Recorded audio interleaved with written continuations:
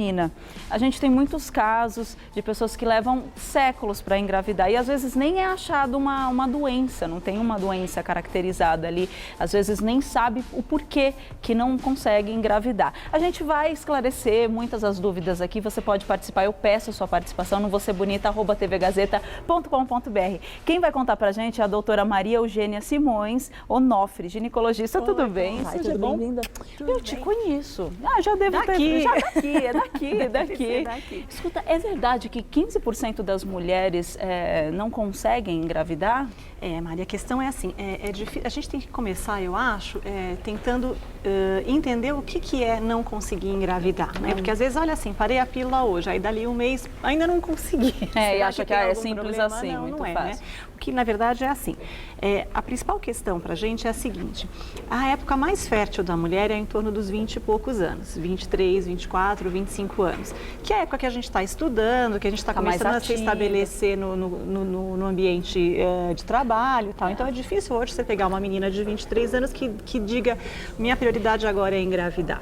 A gente vai deixar para mais tarde, vai deixar para os 30, 34, e aí esse pico de fertilidade vai ficando para trás, né? Então assim, uma mulher aos 23 anos, se ela tem uma relação sexual, ela tem em torno de 20% de chance de engravidar. A fertilidade da gente é baixinha, 20% é muito pouco. Aí quanto mais você se distancia desses 23, 24 anos, esses 20% vão diminuindo. A ponto da gente dizer que dos 35 para os 36 anos vai ficando mais difícil. A partir de 35, 36 anos é realmente mais difícil. Só que a gente não pode dizer que a infertilidade é uma doença da mulher. Né? A infertilidade sempre acomete o casal. A gente sempre tem que levar em consideração quem é o casal que está ali tentando engravidar. Mesmo porque encontrar um problema, por exemplo, na esposa, não quer dizer que o marido também não tenha um outro probleminha concomitante. Né? Então, às vezes a gente fala, ai, meu marido é que tem problema. Não, acho que sou eu. Nunca é ou um ou o outro. O casal está junto, os dois estão juntos, exatamente. Eu estava até falando que tem casos que não é identificado uma doença, algum problema, enfim. Tem. E como é que faz nesses casos? Não achou nada, os dois estão em ótima saúde, mas não estão conseguindo engravidar. Você sabe que em 50% das vezes a gente não descobre qual é a causa, né? E a gente 50% é muito alta. E a gente vai chamar, e a gente vai chamar de infertilidade sem causa aparente. Quer dizer que é psicológico, que então, relaxa, vai fazer uma vida. Não. O fato da gente não ter encontrado a causa não quer dizer que a dificuldade não exista. Então, frequentemente, quando a gente não encontra a causa, a gente vai indicar alguma técnica de reprodução assistida para auxiliar esse casal. Desculpa te interromper, eu ia perguntar dessas técnicas. Tem muitas hoje. Tem várias técnicas.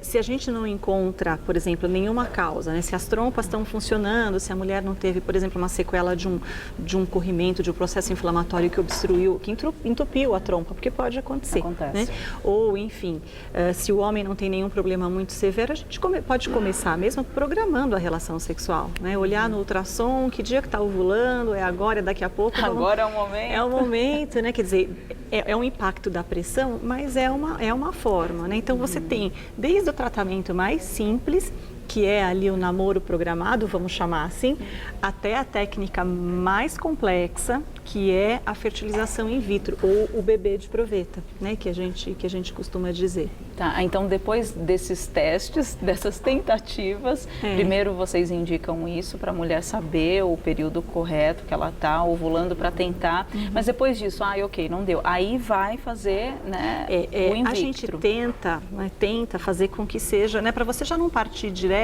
para a última tentativa sem ter passado pelas anteriores, mas é óbvio que isso vai depender do tempo, se você tem tempo para isso, se você está com uma mulher mais jovem, e tem muitas mulheres com 40, 44 anos que já optam, mas aí é um caminho de duas vias, isso é uma conversa com o médico, não é? Porque cada técnica dá uma certa porcentagem de sucesso que pode diferenciar, pode ser diferente de uma para outra. Esse in vitro dá quanto de porcentagem para a pessoa engravidar? Aí também vai depender muito da causa, se existe uma causa definida, e vai depender da idade, mas a gente pode dizer que a taxa de sucesso desses tratamentos está em torno de 30%. Vamos resumir. Mas melhora bem em 30%. Se a pessoa está naquela média ali de não conseguir, passou dos 30 anos e vai reduzindo a possibilidade. Então, a gente falou de pessoas mais novas. Tem uma telespectadora, a Evelyn Veneziano, um beijo, obrigada pela sua participação. Ela falou assim, ela tem 25 anos, ela falou que tem ovário policístico e quer engravidar. Ela consegue engravidar mesmo assim? Ovário policístico é uma coisa muito ampla, né? Tem aquela menina, né, nova, como é o caso dela, que tem o ovário policístico, e isso é uma condição, digamos assim, que vai passar, que vai resolver, que é uma condição transitória, e tem aquela mulher que já tem ovário policístico como uma síndrome, ela é obesa, ela não menstrua, tem a pele muito comprometida pela ação dos hormônios, muita acne, muito pelo. Então, ovário policístico pode ser uma gama muito grande de condições. Mas o que marca o ovário policístico é não ovular. A mulher que tem ovário policístico não ovula. Aí fica bem difícil mesmo. É por isso que, né, então, às vezes, quando a gente consegue induzir a ovulação através de medicamento, ela consegue engravidar de uma forma tranquila. Então, Evelyn, é só você começar a induzir. Vai procurar um médico que ele vai te orientar direitinho. Tem que fazer direitinho. bonitinho. A indução não é tomar um remédio e ir para casa, né? A indução é você fazer o acompanhamento. Isso a gente faz por ultrassom, às vezes até por dosagens hormonais, para saber se esse remédio realmente está funcionando, o que ele está causando no organismo e quando vai ovular. No sábado, no domingo, na segunda. Nossa, mas é uma loucura chegar bem aqui. Mas tem a questão mas tem, né? Tem a questão. Antigamente a gente controlava com a temperatura, hoje não existe mais tanto essa. Porque como a gente tem ultrassom mais fácil, né? Dá para fazer ultrassom e saber o dia da ovulação pelo ultrassom. Com a temperatura?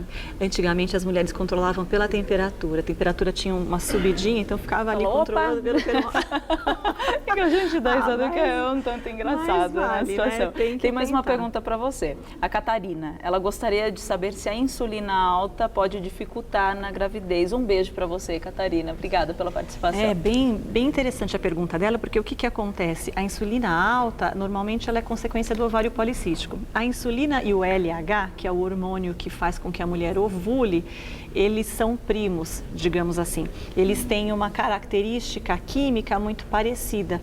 Então, aquelas mulheres que têm uma resistência alta, aquelas mulheres que têm, digamos, vamos resumir como se fosse um pré-diabetes, elas podem ter problema para ovular. Nossa. É por isso que muitas vezes a gente trata, que legal a pergunta dela, a gente trata o ovário policístico com remédio para diabetes, com hipoglicemiante oral.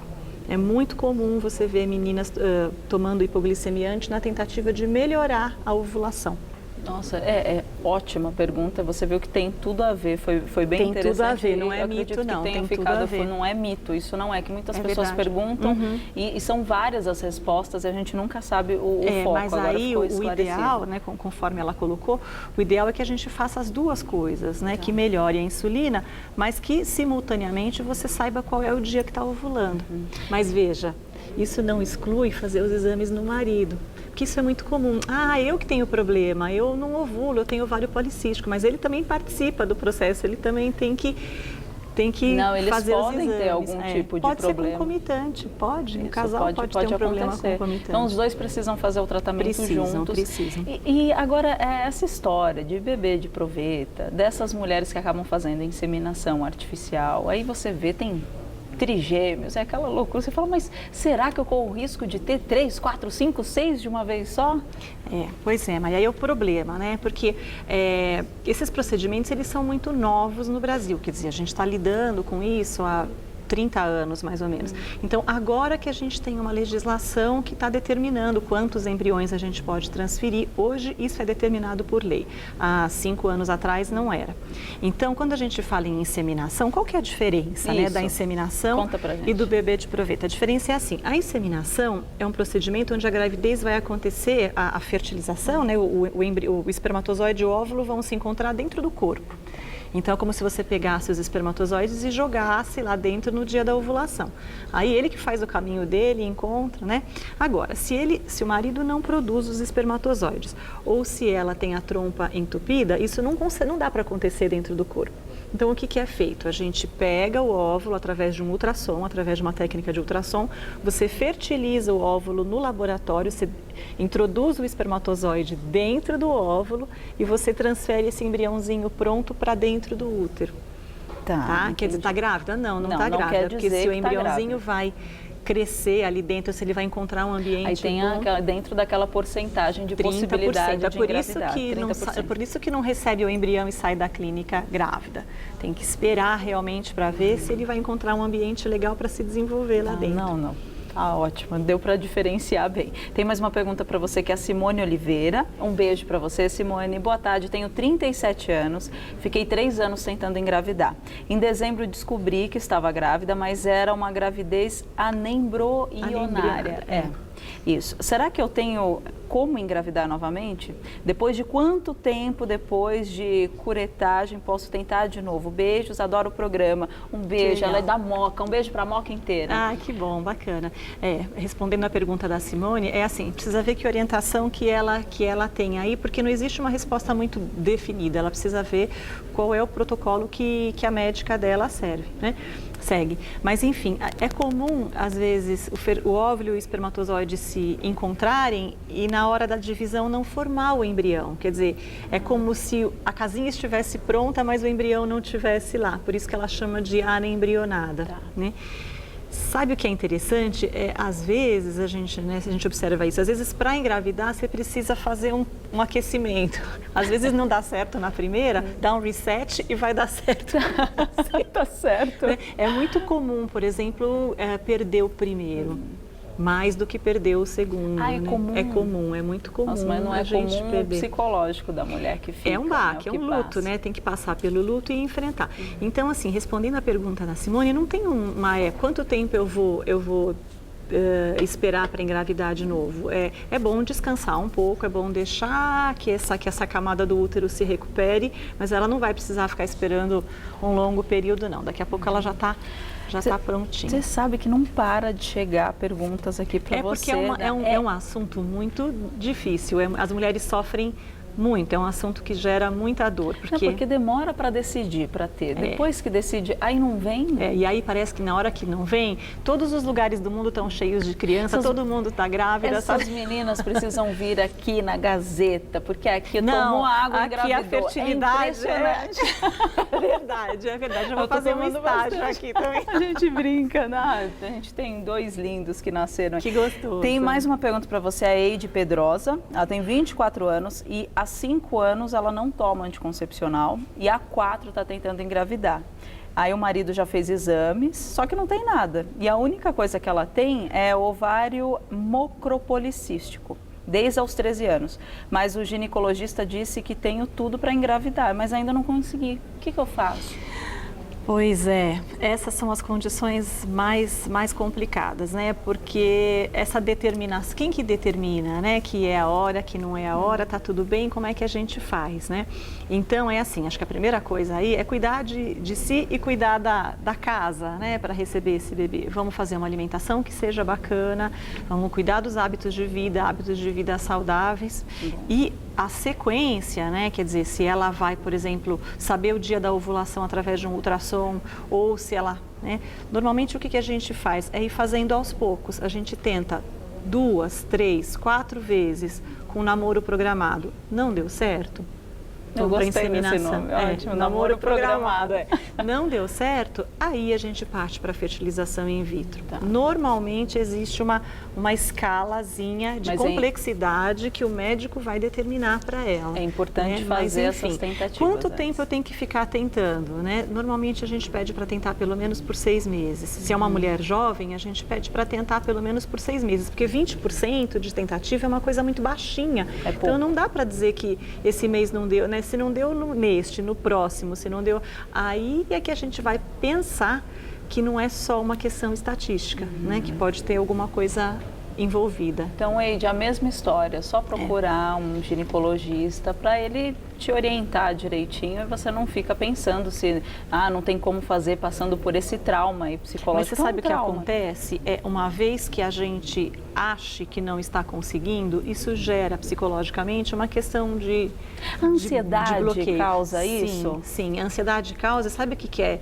difícil? Não dá para medir, né? Vamos lá pegar o ansiômetro, vamos fazer um exame de sangue para saber quanto que você está ansiosa.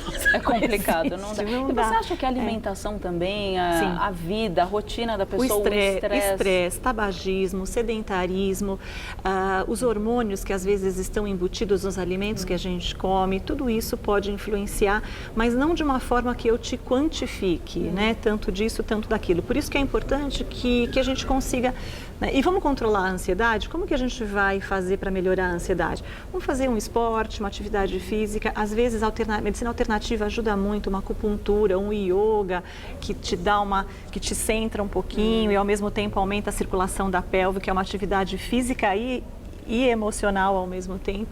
Então a gente pede que não adianta querer apertar o botão e que vai ser na hora. É uma coisa que você tem que... levaram 7 anos para engravidar. 7, até quando me ligaram, eu tô grávida. Sério? Não, e aqueles outros, e aqueles casos que a pessoa adota e depois que, né? Então tem muita coisa aí que a gente não consegue quantificar, que a gente não consegue medir. Por isso é que tem que cuidar do que está em torno e vamos. Tem mais uma dúvida para você, Tamara Arruda. Ela já mandou vários e-mails aqui. Um beijo para você, Tamara. Ela tem 22 anos e a menstruação dela atrasa 3 meses. Ela quer saber se isso pode vir a atrapalhar para engravidar. Sim, pelo que a Tamara está contando, parece aquele caso que a gente já comentou do ovário policístico, né? Precisaria ver a Tamara, a carinha dela, quanto ela pesa, como é que são as condições para a gente saber, né? Mas de duas uma, ou é uma condição como o ovário policístico, ou se não, ela é nova. Com que idade será que ela menstruou? Né? De repente o eixo hormonal e reprodutivo está começando a amadurecer. Então quando a menina começa a menstruar muito cedo, isso pode causar... Toda menina de 16 anos tem ovário policístico, todas. Porque é um processo inicial do amadurecimento. Conforme o eixo vai passando o tempo, ele vai se organizando. Tá certo. Por isso tem que diferenciar o que é o ovário policístico de uma imaturidade do ovário policístico que realmente é uma síndrome, é uma doença. E que aí a gente tem que tratar. Tem que tratar. Com tem certeza. Mais uma, o Henrique. Boa tarde, estou escrevendo este e-mail através do meu marido. É ele que pediu. Estou com 39 anos e tentando engravidar há 1 ano. Desde os 38. Isso, desde os 30. Fiz vários exames, descobri um mioma de 4,5 centímetros. Isso. Consultei, passou por 3 médicos distintos, ficou com muita dúvida. Um acha que é melhor tirar o mioma e depois tentar engravidar. O outro acredita ser melhor não retirar o mioma, pular essa etapa e ir direto para a fertilização. Meu marido descobriu que o esperma dele não é um dos melhores. Após exame, depois do exame específico que ele fez, deixa eu ver, ele fez o exame e constatou isso. Ele falou, por favor, dá uma luz para seguir, qual é o melhor caminho? Me sinto perdida em relação à decisão que tomar. Um beijo para você. Você não colocou seu nome, mas um beijo para o Henrique, que é o marido dessa pessoa, a mulher do Henrique. Sabe o que acontece? A condição dela é uma coisa muito, muito comum. Nem sempre a gente tem consenso, né? Nem sempre existe um consenso de isso é melhor, aquilo é pior, né? Às vezes existem conflitos, alguns médicos acham que deve tirar o mioma, outros acham que não. Para a gente saber se esse mioma precisa ou não ser retirado antes dela engravidar, teria que saber qual é a localização dele. Porque assim, não é consenso que os miomas causem infertilidade. A gente não sabe se eles causam ou não causam. O que a gente sabe é que os que estão dentro do útero, no lugar onde o embriãozinho vai crescer, esses devem ser removidos. Os outros, nem sempre. Então o único consenso é assim, a gente retira aqueles que estão ali atrapalhando a parte interna do útero. Se não estiver atrapalhando, não tem problema. Se não tiver, ela pode ir para normalmente não se retira. Normalmente não se retira. Mas a gente tinha que saber mais detalhes da condição dela, né? Para não falar muito assim, muito aleatoriamente. Tá? Nossa, você não tem noção da quantidade de perguntas que chegam. Se eu pudesse, eu falaria de todas aqui. Responderia. Infelizmente, nosso tempo está acabando. Ok. Quero agradecer. Foi muito, esclareceu demais. A gente tem, e tantos nomes, assim, específicos, até embargo a voz para falar que é muita coisa, são muitos detalhes, sem falar nas doenças que são encontradas por conta, a gente acabou nem abordando sobre elas, mas a doutora poderia contar para a gente as doenças, enumerar algumas delas, as principais. Como que a gente faz, né? Para você saber o que pode influenciar, a gente tem que seguir o caminho que o espermatozoide faz para encontrar com o óvulo. Então, primeiro tem que ter espermatozoide, tem que ter óvulo, né? Se o homem tem uma deficiência na produção, se a mulher não ovula, por ovário policístico ou alguma outra condição, né? No útero pode ter alguma coisa que atrapalhe? E sim, se o útero tem uma malformação, às vezes eles têm septos na parte interna, às vezes um mioma interno pode atrapalhar. E uma coisa muito frequente que acontece com as mulheres é ter as trompas entupidas.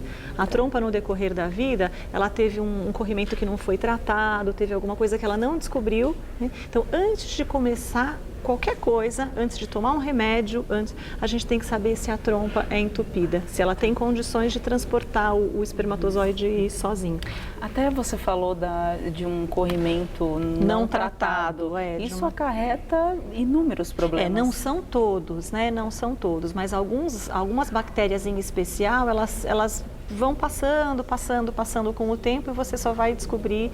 Por isso que é importantíssimo fazer exame periodicamente, né? Você colher teu Papa Nicolau ali, pelo menos a cada 3 anos, enfim, cuidar desse templo que a gente tem, que é a nossa saúde.